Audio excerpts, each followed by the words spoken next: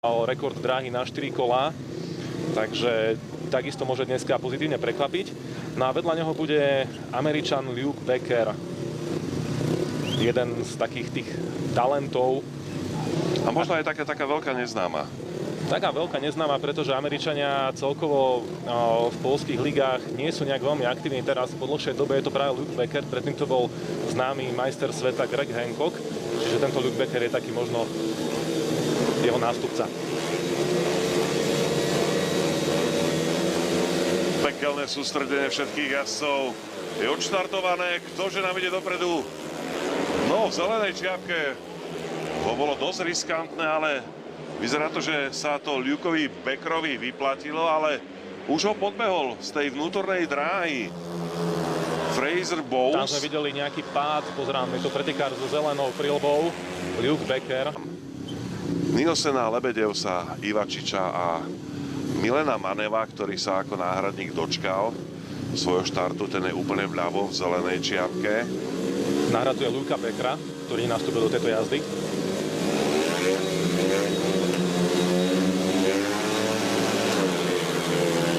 Máme odštartovanú teda po druhýkrát aj tretiu jazdu. Okamžite do čela Mathias Nielsen v červenej čapičke.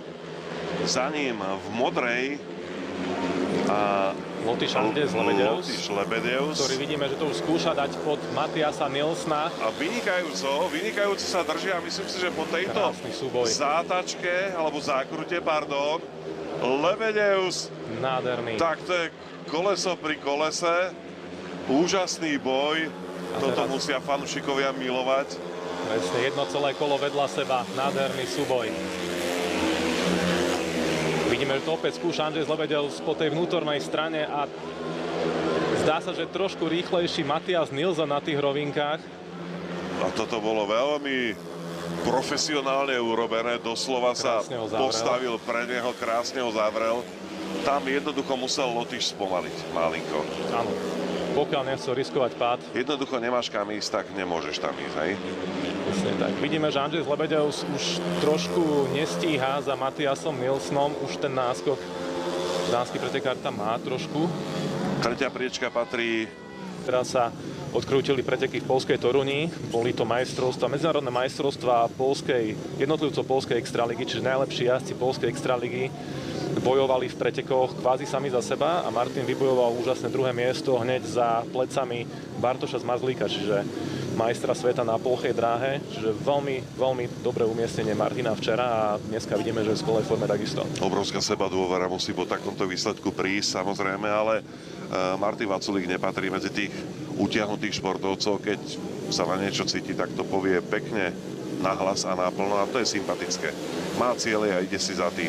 Uvidíme, ako si bude počínať teraz v žltej čiapke štvrtej dráhe, teda Martin Vaculík. Odštartoval výborne a teraz pozrite sa, perfektným manévrom prakticky z tej vonkajšej dráhy prešiel kvázi do vnútornej a ocitol sa na druhej priečke. Prvý je zatiaľ do týchto chvíľ Daniel Jelenievský, tesne prenasledovaný.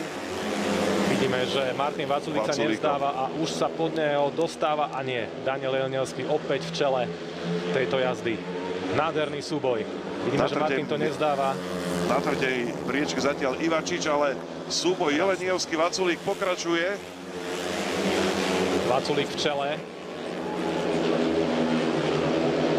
Krásne ho to vynieslo v tej predchádzajúcej zátačke a pozrite sa, možno 40-metrový náskok okamžite naša jednotka získala. Krásne dynamické preteky naozaj dnes sa vydarili. No Jelenievský už prakticky bez nároku, to by musel Vaculík spraviť nejakú obrovskú jazdeckú chybu a to od pretekára jeho kvalít asi samozrejme čakať nebudeme, nemôžeme a hlavne nechceme, lebo je náš. Takže Vaculík výborne potrebuje domáci klub ako Sol. Vidíme, že tam je množstvo divákov aj na ovále. Skutočne prvé preteky dokážu po takej dlhej prestávke zimnej pritiahnuť tých fanúšikov, lebo už každý sa naozaj na tie preteky teší po dlhej polročnej pauze. Tak plocha dráha Žarnovica patria odjak živa k sebe.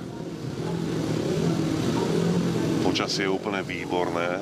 To je úplne ukážkové, keď to človek porovná s minulým rokom, kedy v V podstate jediné dažďové dny boli tie, kedy boli preteky na ploche dráhe, tak dneska je to obrad do 180.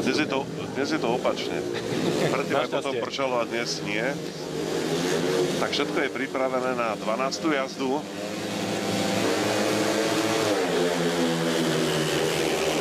Veľmi dobre odštartoval v červenej čiapke Ivačič, ale dostal sa pod neho veľmi agresívne jazdiaci Patrik Hansen z Dánska. A takisto Antti Vuola z Fínska v bielej čiapke si robí oprávnené nádeje, ide cez tú vnútornú stranu dráhy, takmer nalepený na mantinel, ale Ivačič to ustál.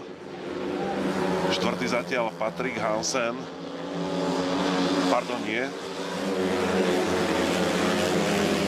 Štvrtý zatiaľ Jakub Jamrok z Polska, ospravedlňujem sa. Vidíme, že Patrikovi Hansenovi sa trošku odopla bota plechová. My to videli v tom detaile. Uvidíme, ak sa s tým vysporiada, lebo je to dosť taká ošemetná situácia. Áno, to je na tej vnútornej nohe a vidíte, že aj sa pozerá popod nohy.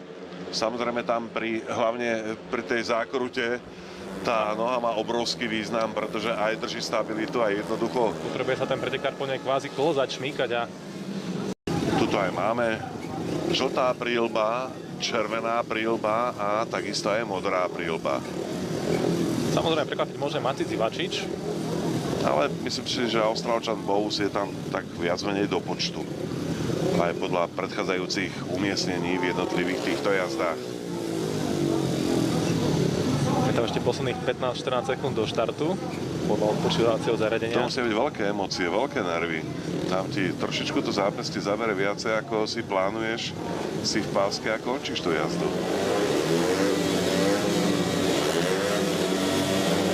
Všetko je pripravené, 16. jazda.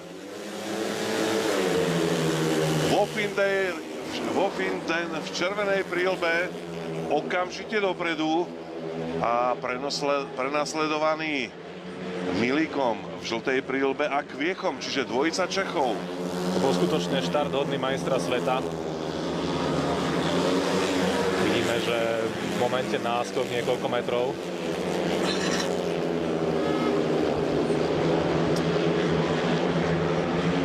No ale Milík už sa dostal na druhé miesto cez Kviecha. Václav Milík tým len posilňuje svoje ambície dostať sa do tej záverečnej finálovej jazdy. Vidíme, že taj Wofinden už našiel aj tú ideálnu stopu, ide ten vonkajšok, naozaj je rýchly. Ale už druhú jazdu za sebou má 60-metrový náskok. Koľko meria celá tá dráha v Žarnovici? 400 metrov. 400 metrov je dĺžka.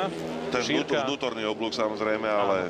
Šírka dráhy 18 metrov na zákrutách, 15 metrov vlastne na rovinkách. No suverene majster sveta Taj Wofinden prvý. Pavčo vedľa mňa, náš expert, okamžite prepočítava tabulky poradia nádeje. Táto posledná jazda, tí pretekári, ktorí sú v nej, tak už asi nemajú veľa šancí zasiahnuť, áno. Nemôžu rátať veľmi s postupom do finále. Keďže Francis Gust má bohužiaľ len 8 bodov, mal výborný štart do pretekov, avšak potom prišlo jeden pád na slabé bodové zisky, v podobe 2x2 bodov, takže sa pripravil o postup do finále. To je ukazuje taká exibičná jazda.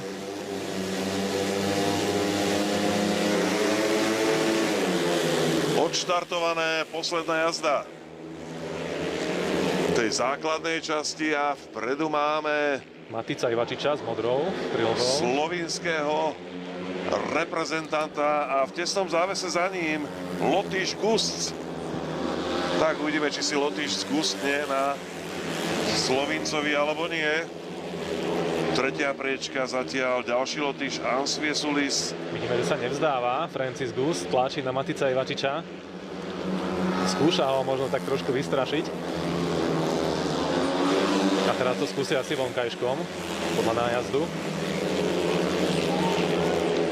Ale Petr Klopáč Zatiaľ A bez Francis nejakých... Gust teraz pokonal Matica Ivačiča krásne na rovinke po vonkajšku. Sa dostal do čela a vchádza do posledného kola. Ale v tesnom závese za ním samozrejme jeho súper zo Slovenska, ktorý by mu to veľmi rád vrátil, ale teraz má poslednú možnosť, ale tá vzdialenosť je príliš veľká. Takže Francis Gust dokázal taký malý husársky kúsok, keď naozaj